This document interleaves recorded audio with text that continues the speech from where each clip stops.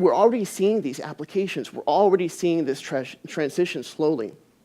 This is one from DeepMind in which the workflow is personalized for when someone comes in with chronic kidney disease, so that instead of the old paradigm where it had to go through a bunch of bureaucracy and different levels of healthcare, it actually gets sped up, and you get to the physician, and you go through a health and wellness app, so you get better care, more efficient care, which reduces costs and improves efficiency for our patients.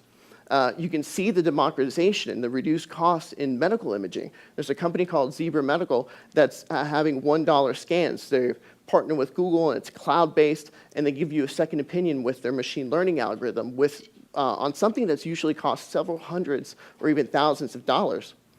You can see it in genomics, and there's many companies doing this. Foundation Medicine, Flatiron, GSK, Johnson & Johnson, Google, really creating that personalized wellness and personalized healthcare, looking at the genomics, not just of your own DNA, but of your microbiome, of your epigenetics, of your environment, and the implications that that has on your wellness.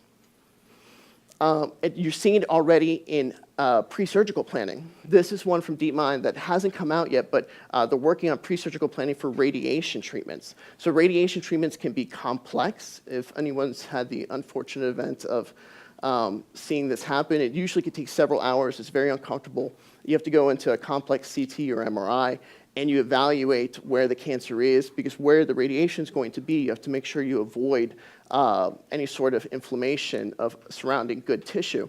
So this typically takes several hours. There's algorithms that are being developed now to move that from several hours to several minutes.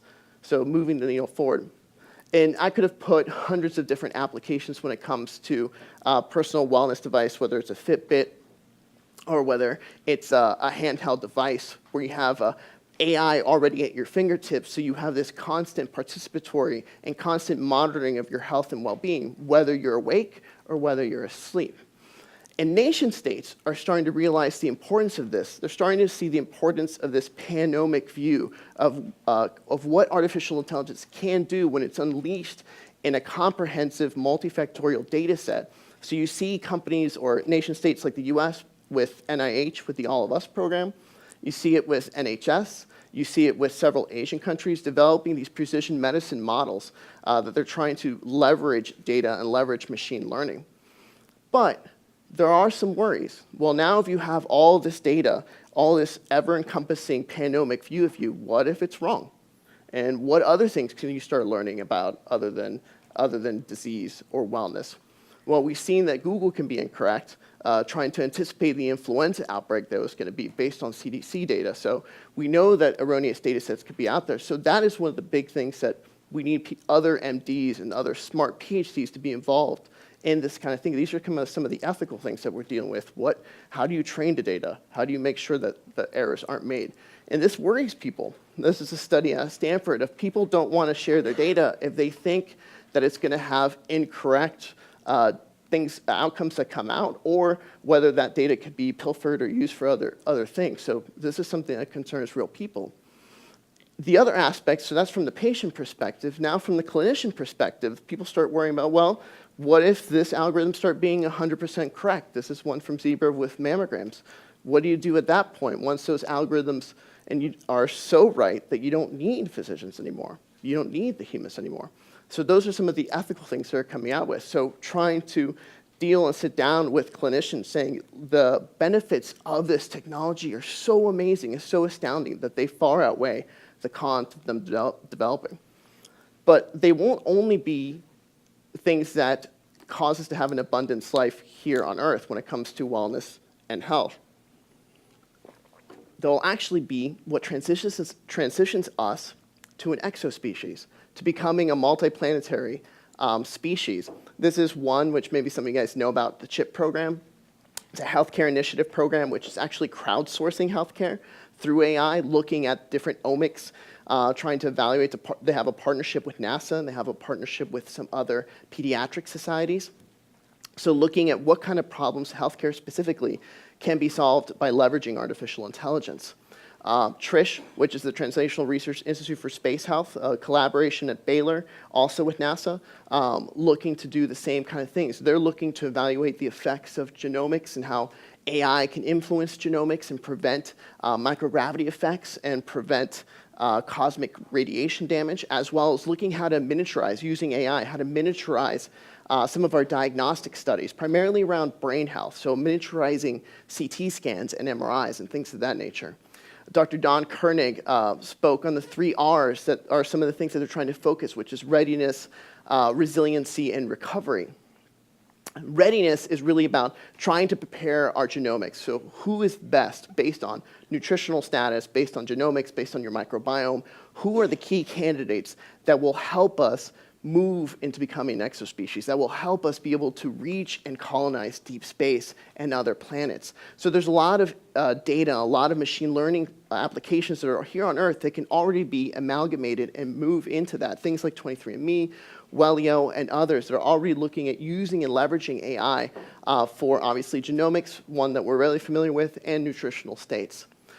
At NASA iTech, it was based out of NASA Langley and the NIA, which is in Hampton Roads, which I live on the other side of the country. And the concept behind iTech was to develop an accelerator and an incubator that was specifically targeted for problems that we have for reaching and colonizing deep space. So we get together with all the CTOs of all the research centers, and we identify what are the major problems that we have from different perspectives. Mine is obviously healthcare, and how do we leverage technologies, and how do we bring startups to solve those solutions?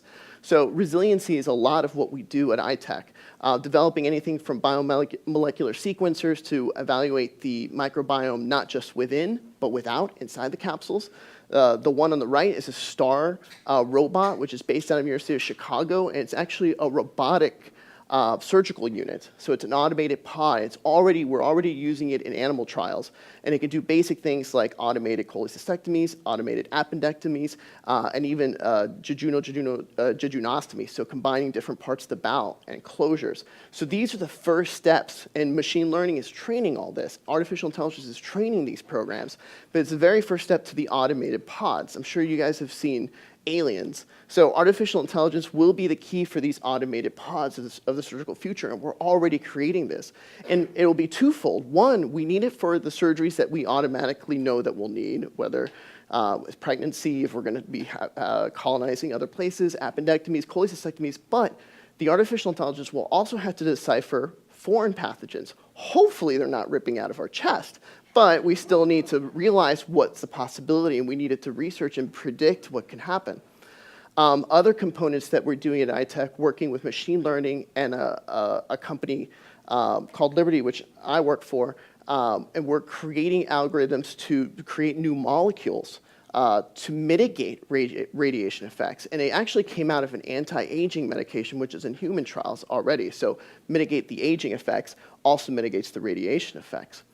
Another company called ArcBio is leveraging machine learning and traditional diagnostics to be able to curate any pathogen in the body within 48 hours. So with one blood draw, and this is the early things of, if you guys watch Star Trek, the tricorder, right? So using one-stop shop for everything. This is just pathogenesis, just viruses and bacteria, but it's the beginning. I know DARPA's also working on one that does things a little bit more technically, mechanically complex, like blood oxygen and blood pressure and things of that nature, but machine learning is training all those, so we're already starting to see those kind of things. Even things like the holodeck. These are things that are actively being researched, and machine learning is leveraging some of these things. NYU's trying to create one. There are companies that are creating augmented reality windows, Reflect out of Munich, that are already starting to become the very beginnings of this, the very beginnings of our deep space exploration, of being able to leverage machine learning to get us to leave this rock and to colonize not just our own galaxy, but galaxies beyond. Because at the end of the day, we have always been explorers. We have always sought out to do new things. Everyone here is an explorer in some respect. Maybe not physically, but maybe spiritually, maybe intellectually. And machine learning is the one that's going to push us to be able to do that.